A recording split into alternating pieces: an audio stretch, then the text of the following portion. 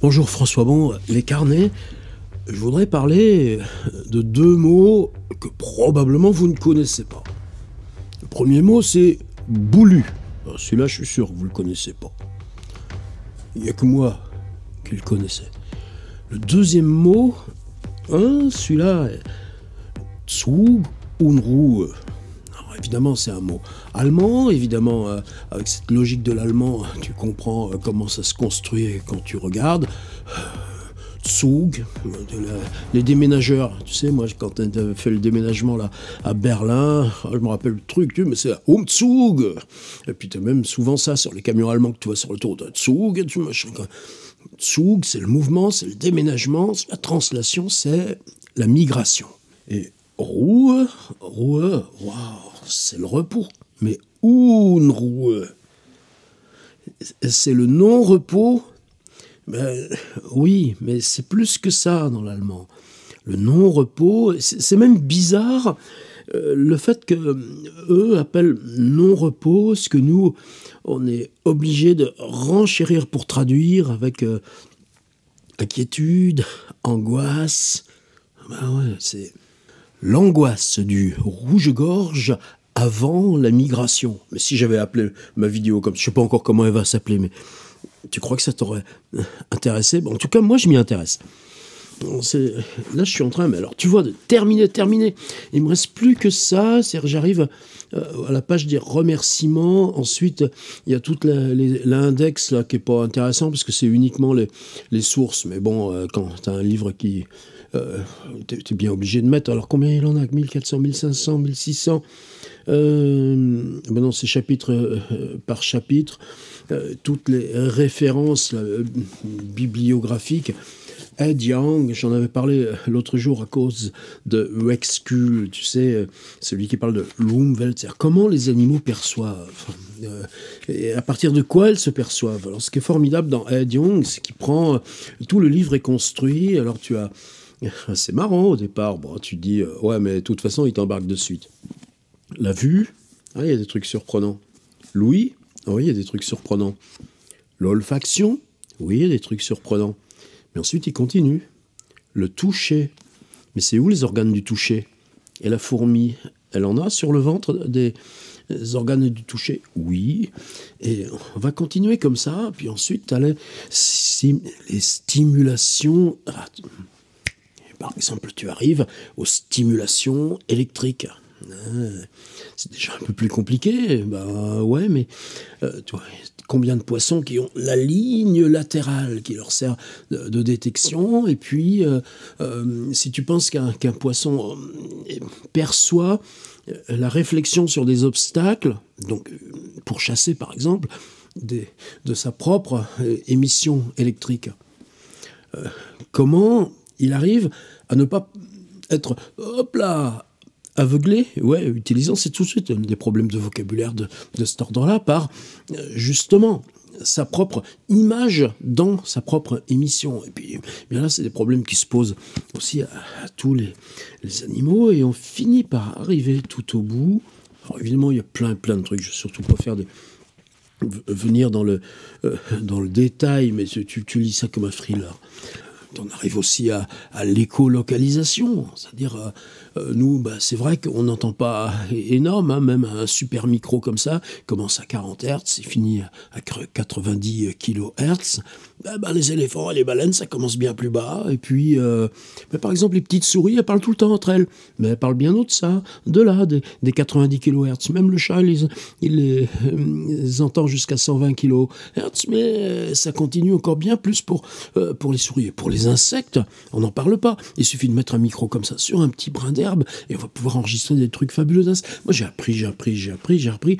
Et donc, c'est question d'écolocalisation. Bah, figure-toi qu'il y a des aveugles. En plus, ils arrivent à se partager le savoir, qui arrivent à réadapter leur zone visuelle du cerveau pour ce qu'ils arrivent à piger des ultrasons et précisément dans ces zones-là être capables, là, sans vision, de reconnaître des obstacles. Et on arrive tout à la fin à des trucs très complexe. Je m'attendais, moi, prendre des leçons de sciences nat, quand il s'agit de ça, tu sais, ton statut d'humain sur la Terre, et comment le statut d'humain sur la Terre, comment on doit humblement apprendre à le réviser devant toutes ces merveilles, de moindres petits insectes, de petits papillons. C'est le fait que comme nous, on a 5 sens. L'ouïe, le toucher, oh là là, ça tu l'apprends de bonne heure. Et puis, nous, par exemple, la vision, ça va. Enfin, certains plus que d'autres. Nous, les myopes, c'est pas forcément ça. Peut-être pour ça aussi qu'on y est plus attentif à ces trucs-là. Mais le chien, comment il sent, et par où ça passe, l'odeur chez le chien. Et puis, nous, en tant que mammifères, on a aussi ce genre de truc, un peu atrophié. Mais se repérer, interagir, se défendre, briber, comme aurait dit Panurge chez Rabelais, c'est pas un sens, c'est pas je prends, non, c'est l'œil qui dit quoi prendre, où prendre, tu vois. La pieuvre, par exemple, elle a un cerveau central, mais je crois, elle a 500 millions de neurones, mais ces 500 millions de neurones, le cerveau central en a que 150 millions, et chaque tentacule, lui, en a encore environ 100 millions, donc chaque tentacule est un cerveau indépendant du cerveau central. Et tout. Là, tu vas commencer encore. Comment alors chaque cerveau central de la pieuvre perçoit que l'autre tentacule, ça fait partie de la même pieuvre. Et ce qui est fascinant aussi là, c'est comment il nous emmène à la fin sur ce qu'on doit réviser nous par rapport non seulement cette compréhension des sens, mais comprendre que dans la moindre interaction, l'ensemble des sens se combinent ou bien vont se relayer les uns les autres. On prend des leçons, on reste tout un moment avec les petites chauves-souris, et puis ce que tu émets, ce que tu reçois, et puis que après, quand tu te rapproches, tu vas émettre une autre fréquence, et puis ainsi de suite, et puis qu'un autre sens à ce moment-là va te localiser encore plus, puis ça vaut aussi pour la chouette. C'est fascinant la chouette, comment elle entend, elle entend parce que ses oreilles, vous savez, il y a plein de plumes en rond autour de ses grands yeux. C'est pour simplement servir de parabole aux oreilles. Et elles sont un petit peu décalées en hauteur. Tu crois qu'elle est... c'est un petit défaut comme on peut aimer chez certaines personnes et chez certains gens. C'est plus compliqué que ça chez la chouette. C'est que nous, par exemple, nos 2 oreilles sont en général à peu près à la même hauteur. Chez la chouette, comme elles sont un tout petit peu décalées, ça permet à son cerveau de se repérer aussi par rapport au haut et au bas. Ce qui n'est pas du tout le cas. On le sait, nous, quand on fait de l'audio binaural, on peut mettre des tas de micros tout autour. Tu peux avoir l'impression de... Enfin, c'est pas ça. C'est le rouge-gorge. Et moi, tout cet hiver... Alors, rouge-gorge, en milieu périurbain, comme là où je vis... c'est clair, ça fait pas loin de 25 ans, mais je m'en suis même pas aperçu, on était à l'ordinateur. Que même là, bout de jardin qui te sert là de sas là, autour de la petite maison, des oiseaux, il t'en reste quoi? On doit bien en être au tiers de ce qu'on avait il y a 20 ans. Et c'est cruel, c'est dur. Bien sûr, en région, en zone périurbaine comme ça, il y a plein de gens qui ont des chats. C'est criminel. Alors les chats, tu peux essayer d'être dissuasif comme tu peux. Ils en font une part du massacre. Mais bien évidemment, il n'y a pas que ça. Bien évidemment. Et puis les oiseaux, petit à petit, t'apprends à les nourrir, à les aider. J'ai un voisin qui est génial là-dessus. Et il met ça sur Instagram. Donc là, t'es d'un bout de la rue à l'autre, mais c'est par là, Jacques et l'objectif de Jacques, que j'apprends plein de choses sur les oiseaux que je vois là, genre dans le haut de mon pommier, mais que moi je sais même pas reconnaître. Et bien là, aujourd'hui, les mésanges sont revenus, et bizarrement, les premières mésanges à être revenues, c'est les mésanges longues c'est des petites mésanges, rien du tout, mais elles ont une queue qui fait au moins 10 cm, et après s'en vont, c'est d'autres, c'est la charbonnière qui va prendre le relais, mais tu apprends à être sensible. Alors, rouge-gorge, évidemment, par exemple, le chardonneret, combien de temps que j'en ai pas vu? On en voit dans les balades, mais là, dans le jardin, non. Par contre, rouge-gorge, quand même, il y en a. Puis ils sont pas méchants, ils sont familiers. C'est ceux qui viennent le plus facilement, là, bouffer ce qu'ils trouvent, là, de vieilles pommes. Justement, les vieilles pommes pourries sur le pommier, tu vas pas enlever ça. Puis tu vois bien aussi les trucs de verre. Bon, je passe les détails. Et l'hiver, tout cet hiver, il y en avait un. Et c'est lui que j'ai appelé Boulu. Alors, quel lien entre Tsoug, Umrou et Boulu? Boulu, est marrant parce que l'hiver, il bouge pas beaucoup. Je l'ai appelé Boulu parce qu'il est un peu comme une boule. Les oiseaux à gros ventre, si on peut dire ça, très rond. Alors, est-ce que c'est rouge-gorge? Non, c'est plutôt un orangé, mais ça aussi, on a l'explication, parce que rouge-gorge, c'est une appellation médiévale, quasiment. Mais l'orange, à quel moment l'orange, elle est venue, là, dans nos contrées?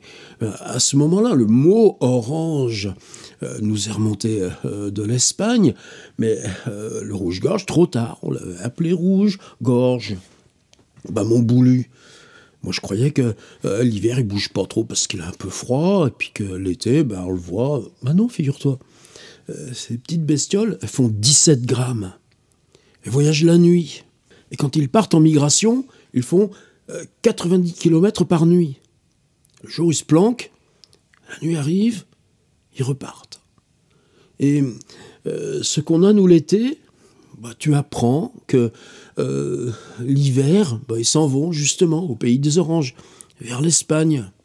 Pas l'Afrique du Nord, c'est des migrations là, de 1000, 1200 km, mais ça suffit. Et bien que par contre, là, Boulu, mon rouge-gorge de l'hiver, lui, c'est l'été, il est en Scandinavie. Et donc, en Scandinavie, à l'automne, il y a le Tsug Umru, cette pulsion de la migration qui commence, et puis c'est là qu'il vient. Il reconstitue son territoire. C'est pas un bestiau, le rouge-gorge, c'est même, il peut être agressif avec ses congénères. C'est-à-dire, tu te crées un territoire parce que c'est là où tu as ta bouffe, tes insectes, tes vers, tes larves, et puis tu le maintiens. En plus, lui, il se nourrit au ras du sol. C'est pour ça que par rapport aux mésanges, les chats des voisins, là, ils ont plus vite fait d'attraper un rouge-gorge, mais pas Boulu, que les petites mésanges là, qui sont toutes fugaces partout. Boulu, là je l'ai eu, tout l'hiver devant moi, en haut du pommier, méditant, majestueux, rond comme une petite boule, avec son plastron orange. Et je savais même pas qu'il me venait de Norvège ou de Suède ou de Finlande. Si je l'avais su, qu'est-ce que ça aurait changé? J'aurais fait comme ça avec la main. J'aurais dit, viens là, parle-moi quelques mots, qu'on apprenne. Non, c'est même pas ça. Il me dit quoi, Boulu, dans son ignorance? Il me dit, t'es pas plus chez toi là que moi je suis chez toi. Toi, tu viens d'où? Tu viens de quelle angoisse de ta migration? Alors, ce Tsug Umru, c'est un naturaliste. Alors, il y a tous les noms, là, parce que finir là, par ces questions de géolocalisation par induction magnétique d'après le champ terrestre. Et ouais, c'est comme ça. Eh bien, dans le moment là, de l'avant-migration, par exemple en septembre, quand ceux de mon jardin s'en vont vers l'Espagne, ou que ceux là-haut de la Scandinavie décident de venir ici. Alors, est-ce que ça se fait aussi dans l'autre sens? Probablement. L'oiseau, paraît-il, il bouge. Il part dans un sens, il fait 25 cm, il revient. Il part dans l'autre sens, il fait 25 cm, il revient.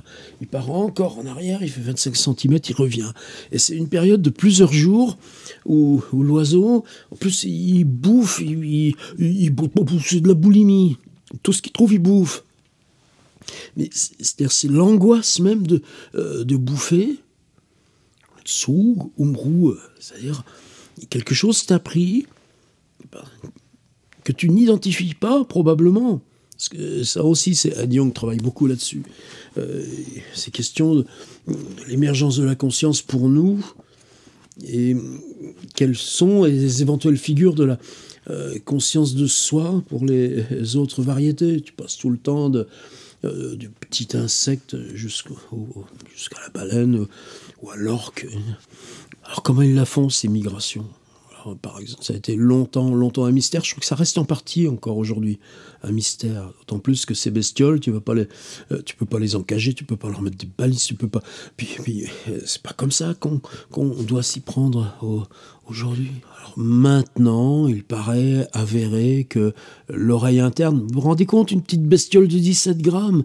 Il y a 3 canaux différents. Que dans ces 3 canaux différents, est-ce qu'on aurait pu imaginer de la ferrite? Ouais, sauf que ça marche pas. Alors on a plutôt identifié qu'un jeu de molécules qui soumises à des photons lumineux s'apparient en partageant des ions, font une sorte de danse même, et que ça, et on a ça, enfin en tout cas ces bestioles-là, mais c'est toutes les espèces, on en a nous aussi, mais là pour les oiseaux, c'est dans le fond des yeux, et que dans le moment là où ces molécules laisse ou inaugure ce partage d'un ion, à ce moment-là,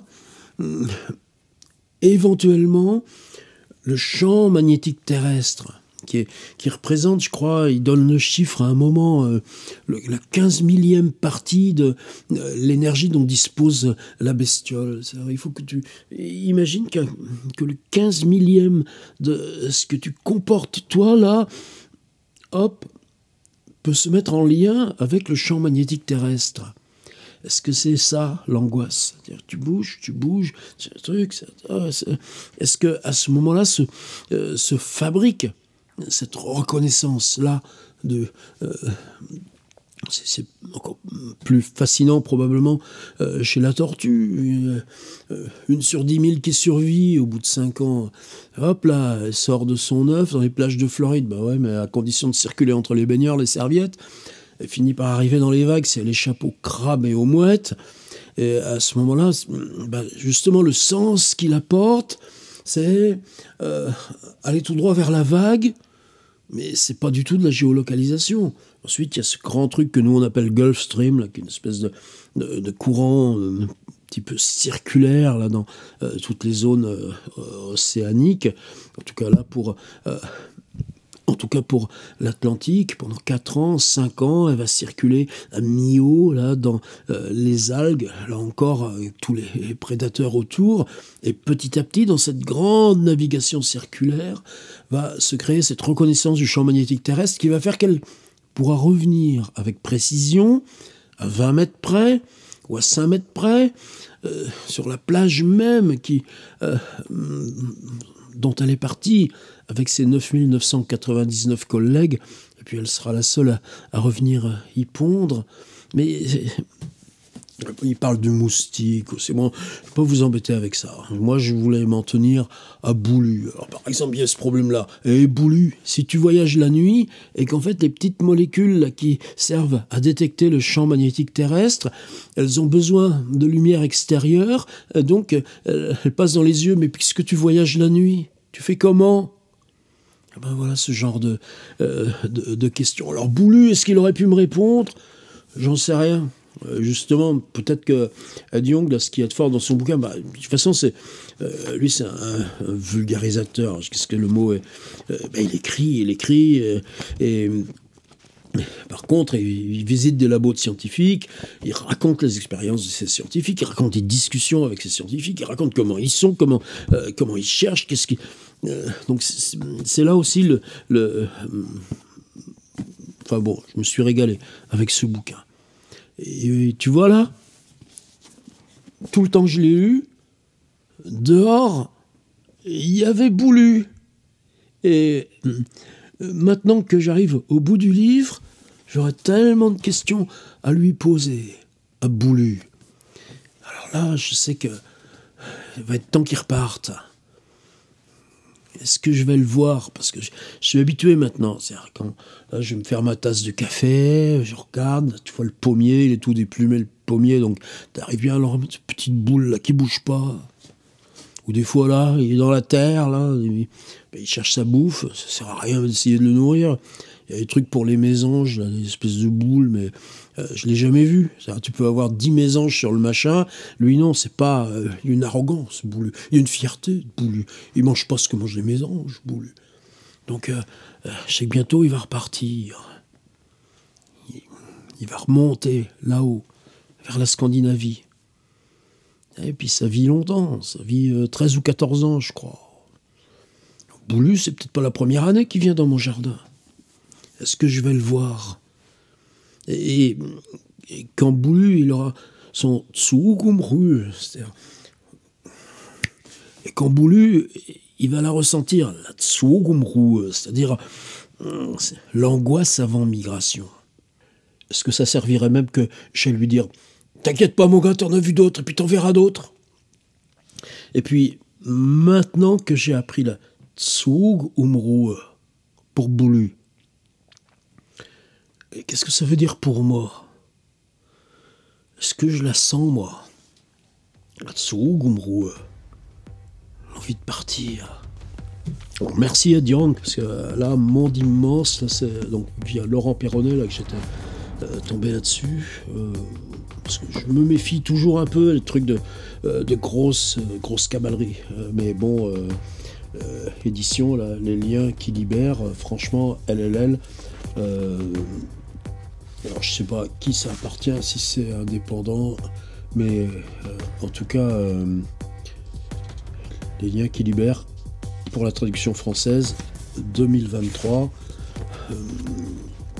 Waouh! Ça valait le coup. Tu vois, là, un livre comme ça, moi qui m'y connais en poids des livres, puisque j'en envoie à la poste à chaque fois que les gens m'en achètent, tu me diras, c'est pas tous les jours, c'est de plus en plus tous les jours. Toi aussi, non? T'as essayé? Eh ben, si tu comptes combien il faut de Boulu de 17 grammes pour faire le poids, là, alors facile, 17, 10, 170, 170 par 3, c'est 120. Il faut 30 Boulu. Il faudrait 30 Boulu pour leur dire, allez, emmenez-le ce livre, rien que pour lire le truc des rouges-gorges. Tu vois où que ça nous emmène, ces questions-là? Oh là là. Je vous préviendrai quand il sera parti, Boulu.